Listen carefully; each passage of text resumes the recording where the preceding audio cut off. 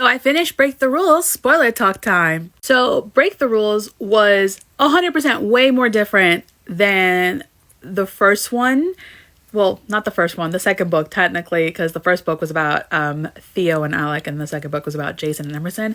The third book is about Charlie and Eden. Now, we all remember Charlie is the wild child of the Kings, all right? He is a self-declared, how do I say this without being rude? A proud, self-declared man, S-U-L-T, all right? He literally says it. Just like the complete opposite of Andrew, who is, you know, ace and on the spectrum, and he doesn't really about that.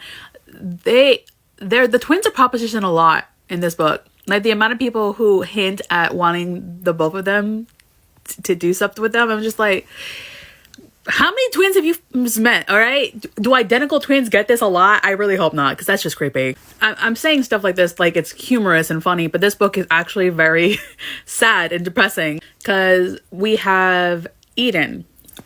Off the bat, first of all, Eden and Charlie, who are our main couple in this book, have a 12-year age gap. Eden is 20 years old and Charlie is in his early 30s. That doesn't mean Charlie is mature. Charlie is very not mature. Charlie is, you know, ADHD and all that crap. Bro would not be alive without his brothers. Like, Andrew and Alec make sure that he remembers to at least eat and drink water when he gets into his little mind space of painting and stuff like that, because bro would literally spend days on end in his studio and not take a break. Like, he has a hyperfixation to the max throughout this. His hyperfixation basically being Eden, because Eden is non-conforming, gender fluid almost. Eden does prefer to be called he, him, but he also likes to dress pretty because he likes it. Eden is also an orphan who was abandoned by his birth mother at a fire station because she was an addict. Now, Eden is the baby that adoption agencies love. Blonde, blue-eyed, pale skin. You know that baby would be snatched up really quickly. But because of how he was born, you know, mother addict and stuff like that, he has problems and like emotional problems as well.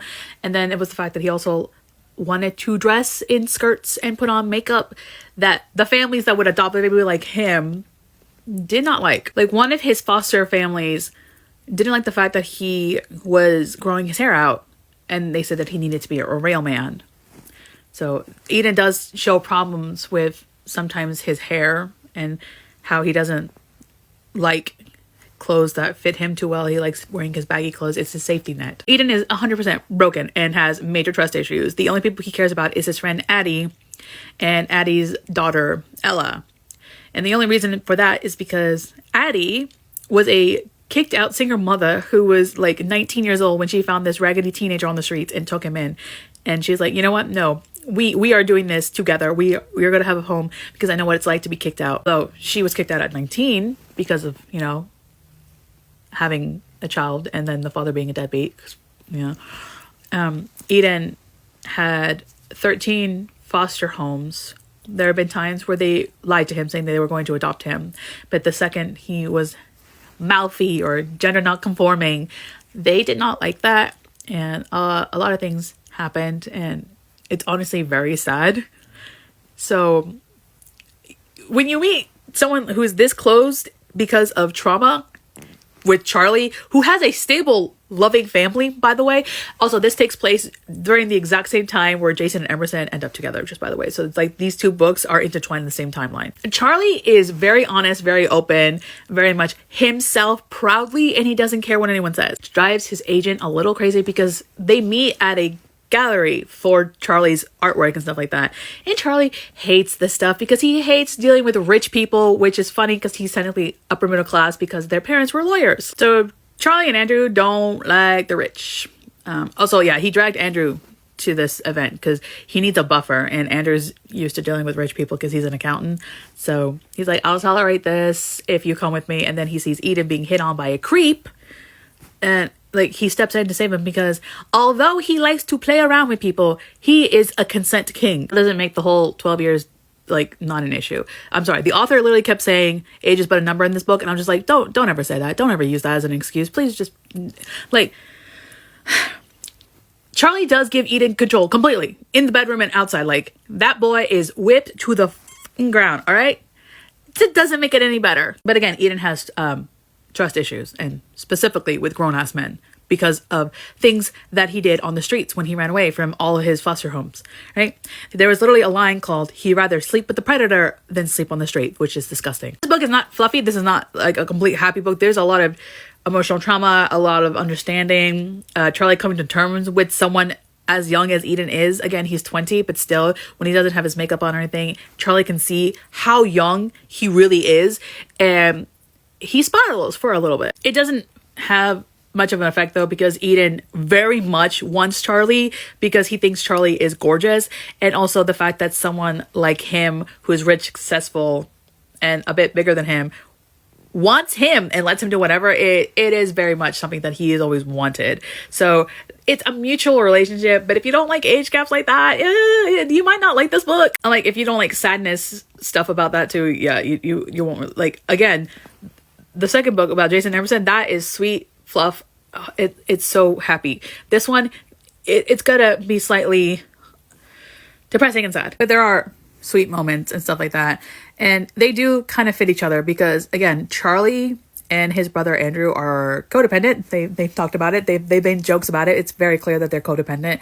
So I never understood this for twins, when people who are significant others would be like, okay, is it me or your twin? And I'm just like, yo, the twin bond is a completely different, separate thing that people will not understand. It's always just there. And if you can't understand that, then Charlie's not going to give a fuck about you. Like, one of the main reasons he liked Eden is because Eden preferred his brother Andrew as a person over Charlie. Because if you like his twin, he instantly thinks you're a good person. Because a lot of people have always degraded Andrew and said that he's like a third wheel, he's weird because he's neurodivergent, and like he's not fun because he's ace. And if you can understand Andrew and that they're a package deal, Charlie is very much open to wanting you in his life. Eden is sort of cut in the same way, because his friend Addie and Ella, who is not his daughter, but he was there since she was born, so he basically she's like his family. Like, he's raising her with Addie. They're not, you know, together because like he's straight up just gay and she's straight, but like it's a family, just not in the traditional sense. But who gives a fuck about traditional family? Okay, as long as you have people who care about you and are there for you and love you no matter what, that's a family. Fuck tradition. So that's what like Charlie and Eden are for each other. Like, they have baggage, they have package deal, and Eden always wanted to bring Andrew into it because he likes Andrew. It's like a big brother that he never thought he wanted, but there you go. Because Eden always thought, oh yeah, I want like the two parents and a dog and a picket fence kind of thing. And now he's like, yeah, I have a really weird family, but they're accepting. Because during Friendsgiving, my bad, because it wasn't Thanksgiving, Eden meets all the brothers' friends, and he meets a family who has twins who also likes to dress pretty and like wear pink and stuff like that. And the parents are so happy to meet Eden because now their son has who they think is a respectable role model to, you know, make eye contact with or something, or connect with, because he's wearing a skirt all the time. Also to note, meeting all these great accepting people makes Eden scared. Because like at first, Eden just wanted a one night stand with Charlie just to like, you know, and Charlie was also like, I don't do relationships. Let's do one night stand and it'll be over. That didn't happen. They became obsessed with each other. Like, Charlie started to paint and draw Eden. Like, bro made at max 12 artistic canvases of just Eden. Then Eden Googled Charlie. Like, the two of them clearly are obsessed with each other, and they just don't want to admit it because they don't do relationships for multiple different reasons. Everyone can clearly see that they like each other. So, I don't know. Andrew also tries to help Eden and Charlie connect with each other because the twins will always put each other in front of each other, like, emotionally, because they care about each other a lot. Because, again, codependency vibe. And then Addie tries to tell Eden that it's okay to like someone, to love someone, to want someone. So, therapy. You, you, Eden needs so much therapy. Like, not even joking. Bro needs therapy. Like, it is kind of sweet how when Eden sees all of Charlie's pets, because Charlie has a dog, 3 cats, and a devil hamster, all of which were rescues that Alec made him adopt. And when Eden hears that Charlie hates the hamster the most because he's a demon, he says, then why don't you just get rid of him if he's so difficult because he's used to that sort of thing? Charlie looks at him and is like, I'm not giving up on something just because it's hard to deal with. That made him so almost want to cry. Like he almost wanted to run out of the house. He was so confused, but also falling in love because he's never met someone who wanted him, just for him as a person. Also, Charlie does show Eden all his paintings and stuff because he needs his consent to display them in a gallery because his agent saw the paintings. It was like, oh my god, these are amazing. We need to display them and stuff like that. So there was a moment where Eden was like, okay, this is getting kind of stalker creepy vibes. If you're a murderer, if you try to kill me, I will kill you. I don't know how that makes any sense, but like Charlie likes it. Charlie is happy where he is. Every time he expects Eden to say something sweet or something when he calls him like beautiful and amazing, Eden just tells him to fuck off. He tells a lot of people to fuck off actually. But Charlie and Andrew just roll with the punches. This is like almost like a whirlwind romance because by the end of it, Charlie is already thinking of their future together and he already thinks Ella is going to be a grandkid for his parents. And I'm just like, okay, wow, we're moving fast. We're moving fast because the book ends on Christmas. I wish we got to see the family meet Ella. It would be cute, but that's probably going to be saved for like Andrew's book, which I am dying to read. I want to read Andrew's point of view and timeline because there's a mention of a hockey player. Ironic. I feel sorry for whoever Andrew probably maybe finds a romantic partner in because not only will you have to go through Alec, you'll go through Jason, and then you'll go through Charlie and Eden because Eden is overprotective of Andrew too. Oh God, have mercy on that poor soul. I forgot to mention this book has way more spice than Jason and Emerson. Like, whoa, okay. So if you don't like that, this is not for you. This is not for you. Just saying. Yeah, but I look forward to reading Andrew's point of view.